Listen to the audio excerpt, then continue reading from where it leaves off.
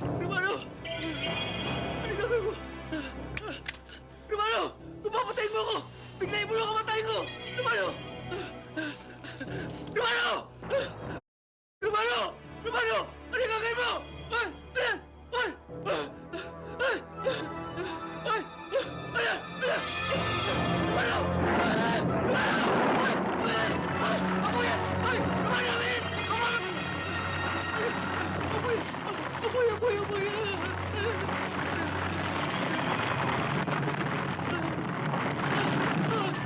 Romano! Putay mo yan! Putay mo yan! Romano! Ay! Ay! Apoy! Apoy! Romano! Ay! Ay!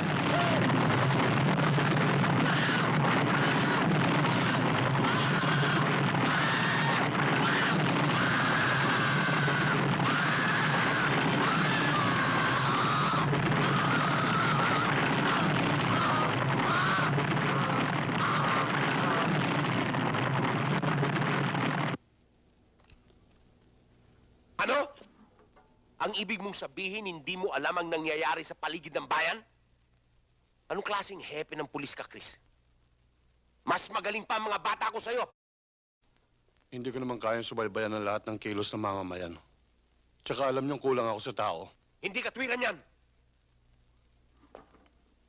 Tungkulin mong pangalagaan ang kapakanan ng bawat mamamayan. Binabalaan kita, Chris. Kapag ganyan ang ikinikilos mo, baka hindi ka magtagal sa pwesto.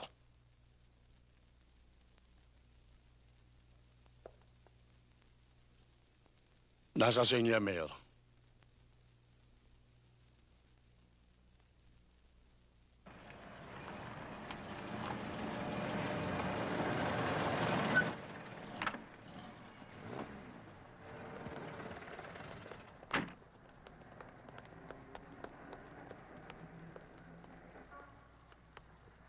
Alam mo na siguro ang ipinunta ko rito, Marina. Hindi ho. Bakit ho ba? Nasaan si Romano? Ilang araw na siya hindi umuwi. Eh, hindi ho namin alam kung nasan siya eh. Ikaw, Mercy. Alam kong may kaugnayan kayong dalawa ni Romano. Imposibleng hindi mo alam kung nasaan siya. Ilang araw na akong hindi ko pa siya nakikita. Alam kong dinaramdam niyo pa rin hanggang ngayon ang pagkamatay ng inyong asawa at anak. Pero walang karapatan si Romanong ilagay sa kanyang mga kamay ang batas. Hindi ko kayo maintindihan, Mayor. Huwag na kayong magmangmaangan pa, Marina. Ito lang ang masasabi ko sa inyo. Kapag hindi niyo isinuko si Romano, malilintikan kayong lahat sa akin.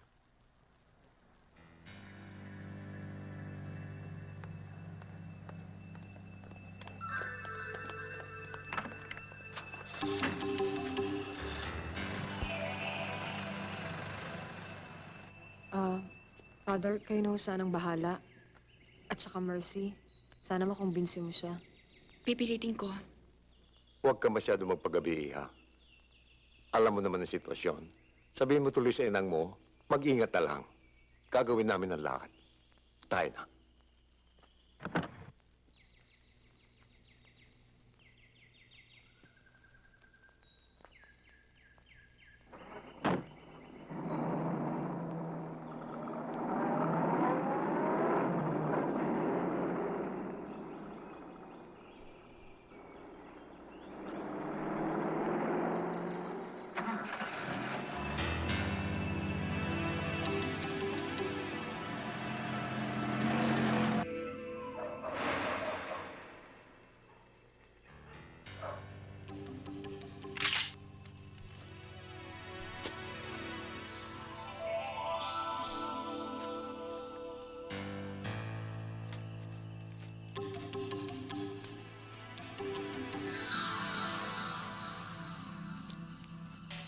Romano? Romano?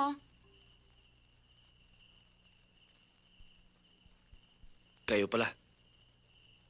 Romano, pasensya ka na, Romano.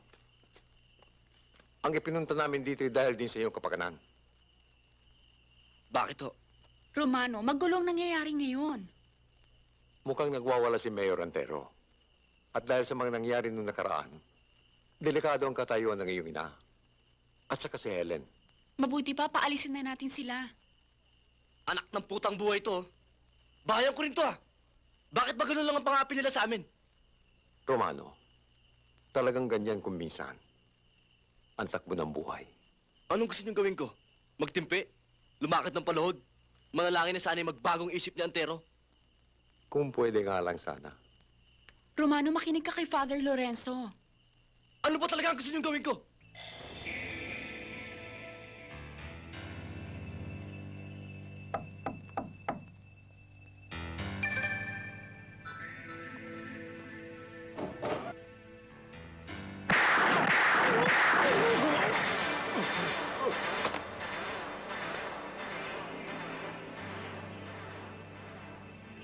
Kahit na ano sabihin mo, Antero, hindi ako makukumbinsi sa ginawa mong yan. Lalo lang tayong malalagay sa alanganin. Pero, Senyor Santarina, noong umupo ako bilang alkalde, sinabi ko sa inyo na kailangan palitan si Chris. Hanggang ngayon ba hindi mo pa naintindihan? Si Chris ay tao ng mga San Diego at pag inalis natin siya, maaaring paghinalaan ka sa pagkamatay ng dating alkalde. Tayo, Senyor Santarina. Tayo. Tayo kung tayo. Ang importante ngayon, tagilid ang katayuan mo. Kaya kong pangalagaan ang aking sarili. Ako na ang alkalde ngayon. Sinabi ko na sa inyo nung pa, sa Maynila na tayo manirahan. Kaya lang mabigat sa kalooban kong maiwan ka rito. Para ano pa? Huwag niyo akong alalahanin. Kaya kong pangalagaan ang sarili ko. Paano si Helen? Kuya, ang gusto lang naman ni Inay magkasama-sama tayong lahat eh. Romano, si Helen marami pang dapat asikasuhin. Hindi pa maring umalis. Hindi niyo ako maintindihan eh. Eh lalong hindi mo ako maintindihan eh. Hindi ka namin maring iwanan dahil pinaghahanap ka ng batas. Batas! Inay, mula nang namatay ang itay, namatay na rin ang hustisya sa bayang ito. Tingnan niyo nangyari kay Chris. Yaman din lamang wala ng batas sa bayang ito. Ako lang gagawa ng batas. Huwag mo akong patatawanin, Arguello. Sayang naman ang pagka-alkalde ko kung hindi ko gagamitin ang posisyon ko. Tutal, hawak na natin ang pulisya ngayon. Nandoon na ako, Mayor. Hawak mo ba ang taong bayan?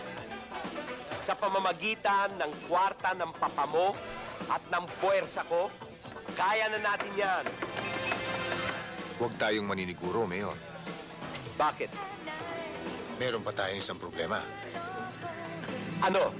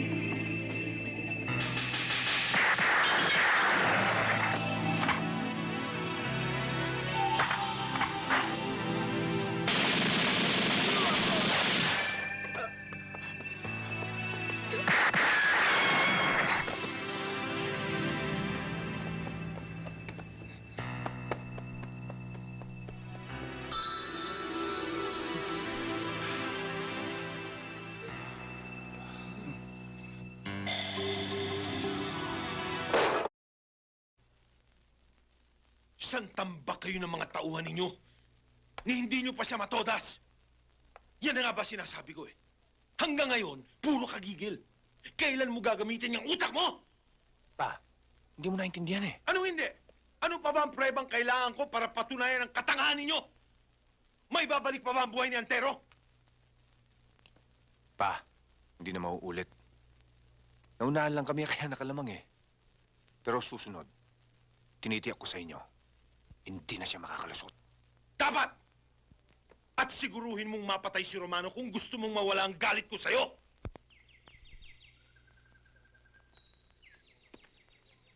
Totoo ba lahat ang sinabi mo? Maniwala ka sa akin, Romano. Si Antero ay tau-tauhan lamang ni Papa. Siyang punot dulo ng lahat na nangyayari dito sa bayan. Malupit si Papa. Mautak. Sanay nang gumamit ng dahas. Makuha lang ang gusto niya. Bakit pati ang kapatid ko dinamay nila? Si Arguello at saka si Papa ay parang takbo ng utak.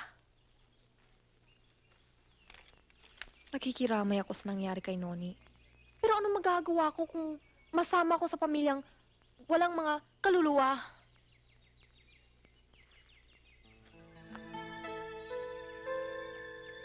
Bakit mo sinasabi sa akin to? Hindi pa ba maliwanag sa'yo ang lahat? Ang pagtingin ko sa'yo, Nagpapasalamat ako sa pakikiramay mo. Pero sana, huwag mo nang dagdagan ng problema ko. alam kong hindi ko maaaring pilit ang sarili ko sa'yo. Kaya lang, Tama na, Bes.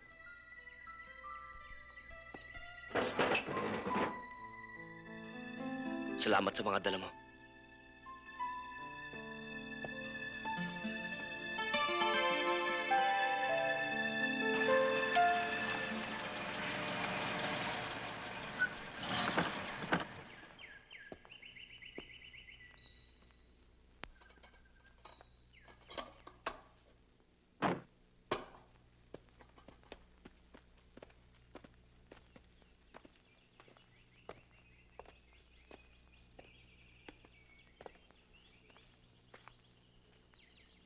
Arguello, sarado na kami eh. Wala akong pakialam. Ano ba kailangan nyo? Sumama ka na ng tahimik para hindi ka masaktan.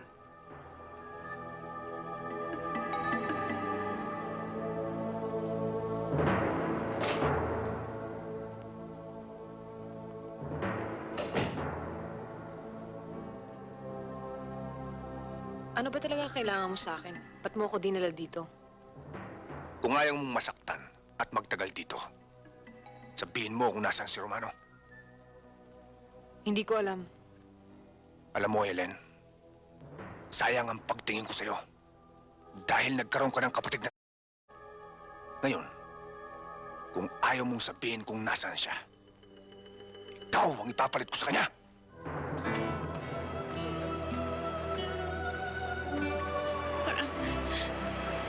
Helen?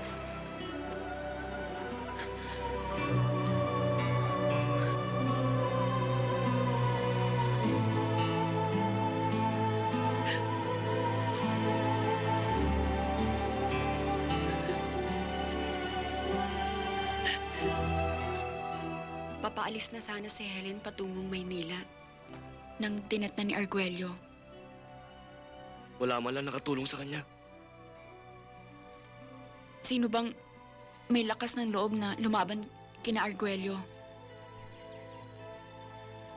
Talagang hayop ang buong pamilyang yon.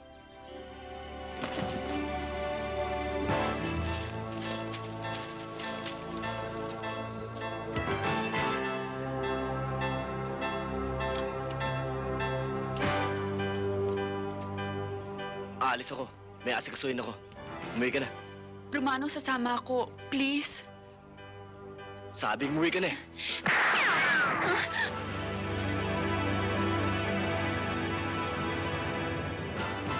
Doon ka. Kahit anong mangyari, huwag kang aalis doon ah. Takbo!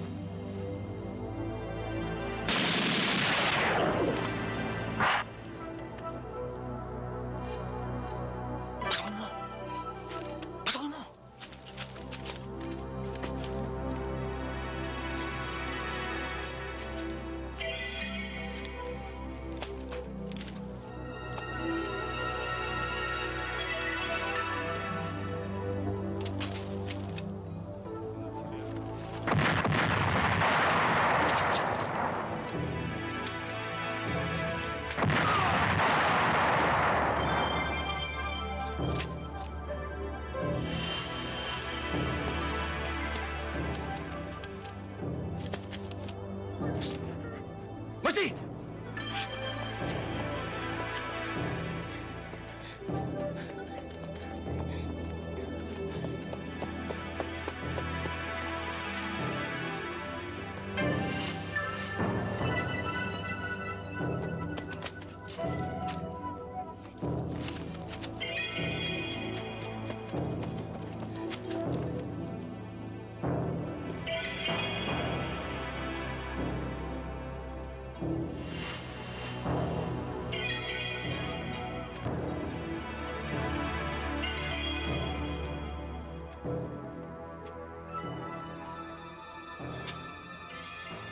Mukhang naisahan tayo ah.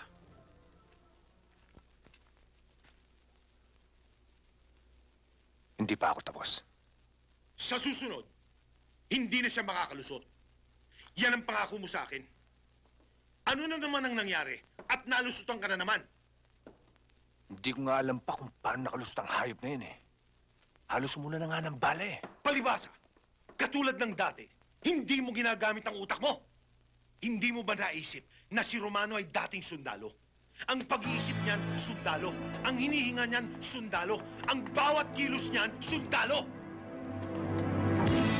Pag hindi mo ginamitan ng utak, talo ka sa laban.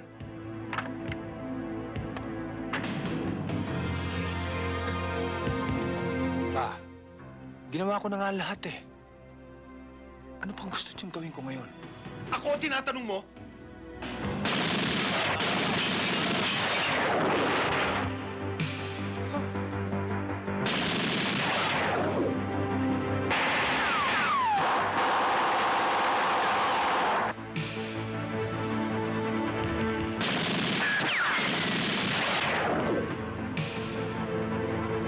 Punyeta, ano na naman yun?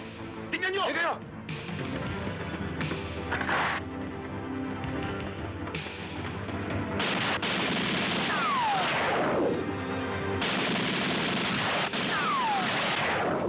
Ano yung putok na yun? Boss, si Romano nakapasok! Puta! Akin na yan!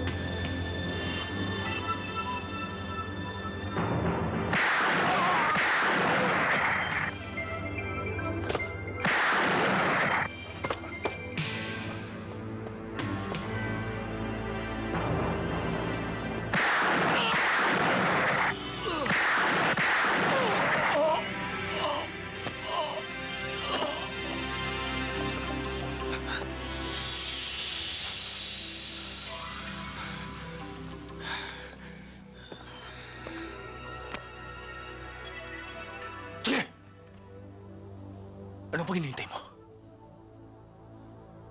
Tapusin mo na! Ibuto mo! Kapag hindi, ako ang tatapos sa'yo! Mahal sa tayo, Arguello. Kulang sa'yo ang patayin. Ang dapat sa'yo. Magdusa habang buhay. Tayong pandaldal! Kahit sa harap ng kamatayan. Hambog ka pa rin!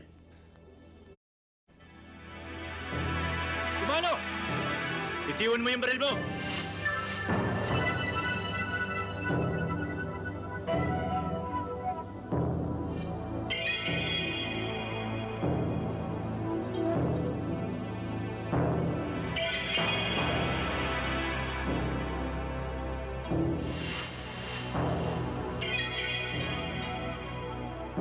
Iho, maniwala ka sa kanila. Bitiwan mo yung baril mo.